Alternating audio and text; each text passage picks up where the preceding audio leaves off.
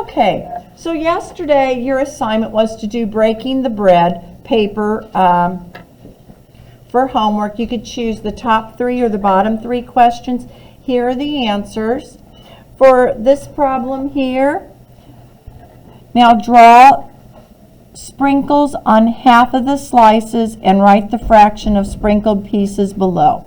Well, it's sort of hard to tell, but this is cut up into 14 pieces. 1, 2, 3.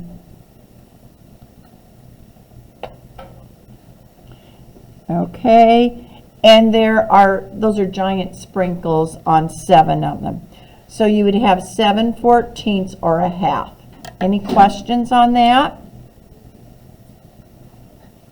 And then on this one, it says this cherry pie is cut into 8 equally sized pieces. Divide the pie, so it's cut up into 8 pieces. And then it says now put a dollop of whipped cream on 4/8 of the slices. So you can see the little whipped cream circles on 4 of them. Any questions on what that should look like? There are the little, this is yellow whipped cream. It's fluorescent yellow. Now, here we have, it says the chocolate bar below shows the amount of chocolate left after baking. Okay. 2 pieces were to the cookies, and you could see 5 went to cake. 5 of the rectangles were used for the chocolate cake. 2 were used for cookies. Label each of the empty sections for their use. Then write the fraction used for each one. So the cake used 5/12, cookies used 2/12 or 1/6, and how much is left over? 5/12. Any questions? You could do those, couldn't you? All right. Now, if you chose to do the complicated cookies, here it says draw a picture to represent the batch of cookies, drawing and labeling each cookie type. So here we have CC is chocolate chips, pecans, and oatmeal. So the P would stand for pecans and O stands for oatmeal, I believe is how they are doing this. All of them. Oh. Yeah. ALL represents all of them. Any questions on the complicated cookie? You can watch this video and put it on pause. I'm going to go now. It says, what fraction of each type of cookie was there? The chocolate chip, 1/4. Chocolate chip oatmeal, 1/6. Chocolate chip pecans, 1/3. And all of them, 1/4.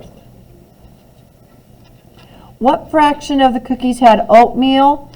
10/24 or 5/12. What fraction of each type of cookie using the same denominator? Well, if we change them to the same denominator, it's going to be 24. Chocolate chips, 6/24. Chocolate chips with pecans, 8/24. Chocolate chips with oatmeal, 4/24. And with all of the ingredients, it's 6/24. All right, now we're going to go to the next page of our packet. And today, we're not going to have time to do the other one. We're going to do Grandma's Famous Apple Pie, and then together. And your homework will be to do Mom's Best Chocolate Chip Cookies. So you're going to do the same thing on this paper that we're going to do on this one together. Wait, can we do it in a partnership? We don't have time right now. Whenever we get finished with this one, if there's time, you can work together on the next page. Yes. Not right now. Okay. It says, before now, you have only had to worry about baking for a few people at one time. Now you will be baking for an entire city of patrons. You are going to need to adjust your recipes to make larger batches that are equally as delicious. And here we are dealing with Grandma's Famous Apple Pie. It says, complete the chart to figure out your new recipes. Okay, So for this problem here, we are going to go ahead, it says the ingredient. We have to change this to an improper fraction. What's the improper fraction, Jackson, for 2 3/4?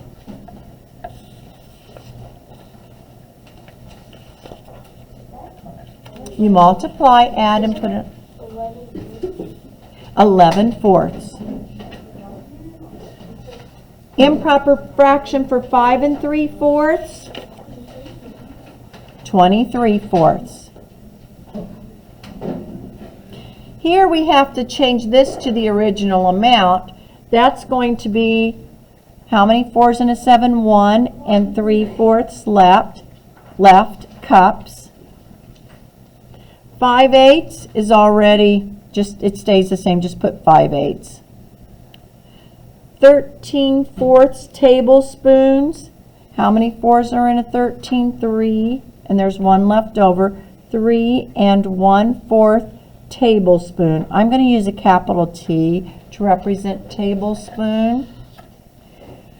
Okay, 3 times 2 is 6, plus 2 is 8/3 tablespoons. And now we'll save this one for just a little bit. We'll come back and do this one. Does everyone in here can do what I just did, right? Yes. Good. Now we're going to double our amount. To double it, you are going to multiply by 2. So you're just going to multiply it by 2/1.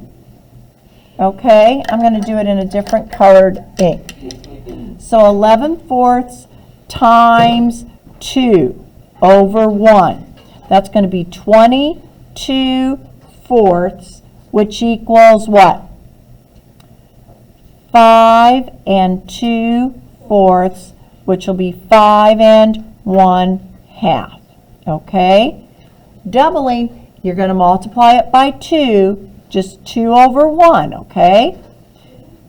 46/4, and that equals 11 2/4. And what's another name for 2/4, class?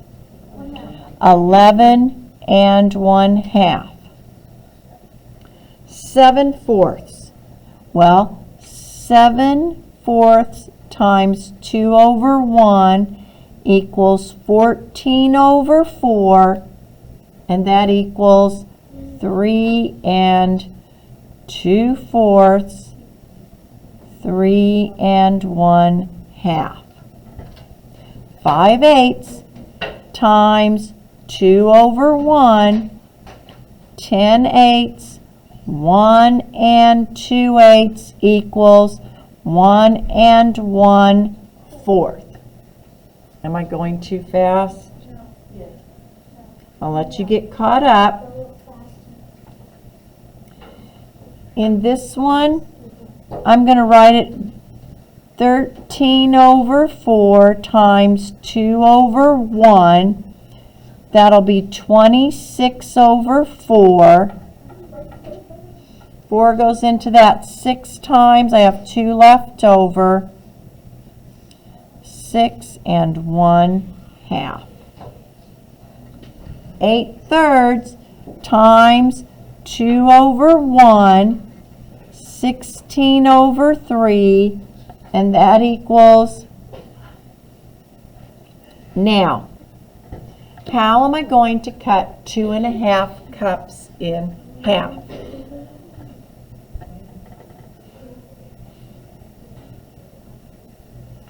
Yes. It is going to be 1 1/4. That would go under the original amount.